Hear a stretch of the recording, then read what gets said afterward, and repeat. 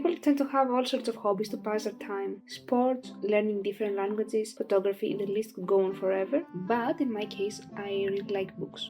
As a child, my family would often read to me fairy tales. You know, the classics.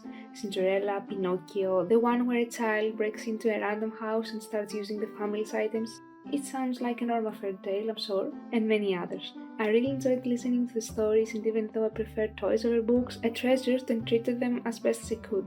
Growing up, I started reading some literature here and there. When I was in elementary school, the students were encouraged to bring some books and trade with our classmates. This action cultivated my love for reading and trying new books, ones that I might not have selected to read under different circumstances. During the 2000s, the Wimpy Kid Diaries were all the buzz. The art style, though, not my style. It didn't catch my attention, but everything changed when the Dark Diaries attacked. I was super obsessed with them. My mom bought me the first book, and I must have read it like over 10 times in that year. I think I stopped when the 7th one came out, since I had outgrown it. Fear not though, because a new series had made its appearance, and ever since I saw the book's trailer, I fell in love. So, does this seem familiar to you?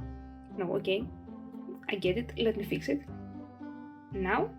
That's right, the Grisha trilogy had just dropped and I was head over heels for it. My uncle took me to the local bookstore, I bought it and did nothing but reading it for a full day. I finished it at 5 in the morning, and if you read books, it is considered normal from time to time, trust me. It was the first in the series, and I'm sure that meant it had more to give and I would have them in the next year or so.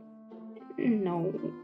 In my country, it took a lot of time to bring YA series that didn't have the success of Harry Potter and Twilight. If they didn't have a TV series or a movie to accompany them, it was not gonna happen. I was devastated. My favorite book series at the moment had stopped and nothing could ever fill the void. But worry not, because dystopia is taking the Hollywood by storm, and that means that the next series I got my hands on immediately was the Divergent series. I can explain. You see, even though I knew that everyone loved the Hunger Games and I had heard that it was really good, I had also heard that it was really hard to follow, had many characters, a lot of different places, and everyone wanted to sit on the most uncomfortable chair known to mankind. Yes. For some time, since I was 12 or 13 when both of the series came on our screens, as it was obvious, I hadn't seen Game of Thrones nor Hunger Games. Both shows weren't age appropriate for me yet. When I talked with other kids, none of us knew the difference, so they had game in the title, it was certainly the same thing. To be honest, I miss those simple times.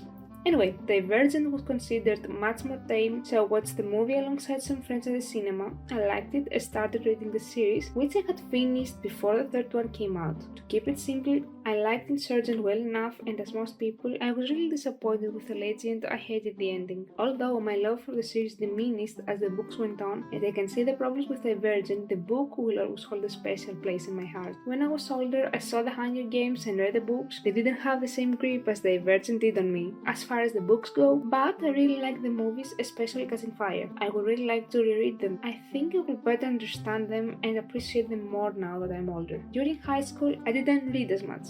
I had started Game of Thrones, but the books were a bit heavy for me. It took me 5 or more years to read all of them. I have to say that I really enjoyed the show, but it is such a shame that they stopped at season 6. We never figured out how everything turned out. At the end of our high school, we had to take a very big exam, and as most students, I took extra classes after school in order to better prepare for it. It is hell. During the time that I was reading for my exams all the time and barely had enough time to do anything else, I reached the point that I couldn't take it anymore. I needed some escape. And you see, we had the Harry Potter books at home. I had watched the movies before, but never read the books, and I loved every second of it. It was exactly what I needed. Magic, prophecies, fight of good versus evil. I finished the Half-Blood Prince over a weekend. After finishing my exams and successfully getting in the university of my choice, I started reading more, and my mother was sure that at some point all of our house would be covered in books, but she really enjoyed and supported my passion. To catch up from what I said earlier, I finished the Grisha trilogy when I was 16 or 17, and I was disappointed once again with the ending. The first book is such an important point in my love for literature that I will always love it. I keep on reading sometimes, times, even though becoming an adult diminishes your free time, but it is still one of my favorite hobbies. I mostly enjoy fantasy, but I also like romance and non-fiction. It really depends on the book, to be honest. All in all, I was really lucky that from a young age, my family as well as my school encouraged me to read, since I know that for a lot of people, school especially can have the opposite effect. Of course, during classes we were analyzing specific texts and it could be a bit tedious and not all that interesting a lot of times. Outside the classroom though, I had been given at an early age the option to always read what I enjoyed, and so when I had been given the time, I did exactly that. I hope you liked this video. If you did, don't forget to like, share and subscribe. I would love to read your book recommendations or your opinions on the books I mentioned in the comments. Remember to be kind when doing so. See you in the next video. Bye!